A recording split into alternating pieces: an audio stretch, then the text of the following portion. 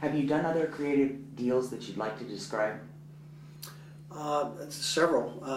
One that's probably pertinent to today's market, especially with the ever-declining values in properties. My client is an IRA investor, again, from a Roth, with about $60,000 to work with. And this was a conversion from a 401k rolled into a self-directed IRA.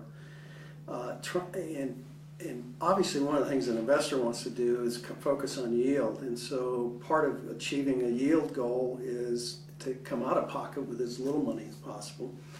However, with what's going on today, there are a lot of values available that we've never seen before.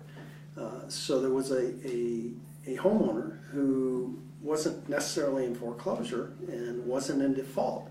However, they no longer had need for the property, and they had need for something else, and that was $60,000 cash, as it turned out, up front in a transaction on a home that was selling for around 95,000 comps, REO comps in the marketplace. But he also wanted to get $140,000 for the property. So he's got two things against him right now as a seller. He's got a problem that he needs to resolve, and that required $60,000 cash, and he's got a property that's worth 95 today's values, and he insists on getting 140 for it. So as an agent, how would you possibly address that? Well, first of all, I'd educate the seller, and that's what I did, and made him see that there was no way he was going to get that value on the property in the open market. And second of all, if you look at what most financing that was going out on homes today, it's FHA 3.5% down. There's no way he was going to get anywhere near $60,000 up front.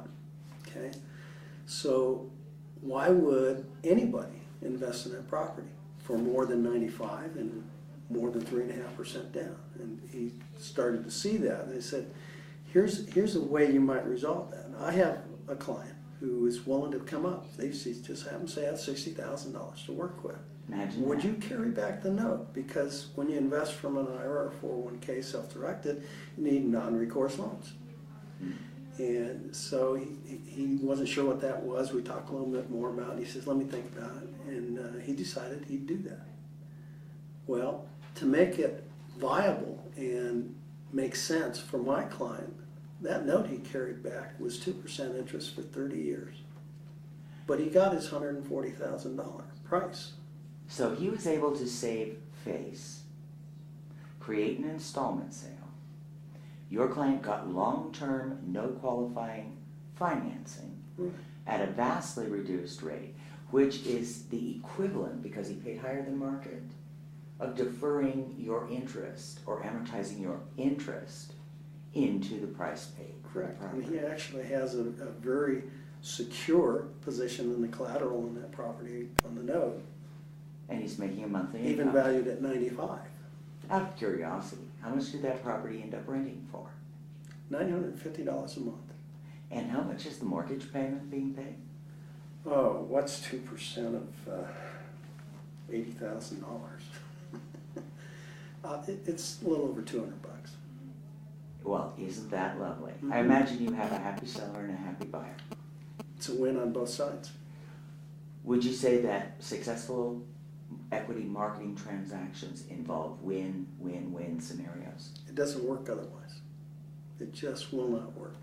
And that's why it's so critical that you understand the motivations and problems that need to be solved on both sides of the transaction. I need to know as much about the seller as I do my buyer client. And because you have to examine and understand the problems on both sides, of course you get both ends of this deal, right? Isn't that sweet?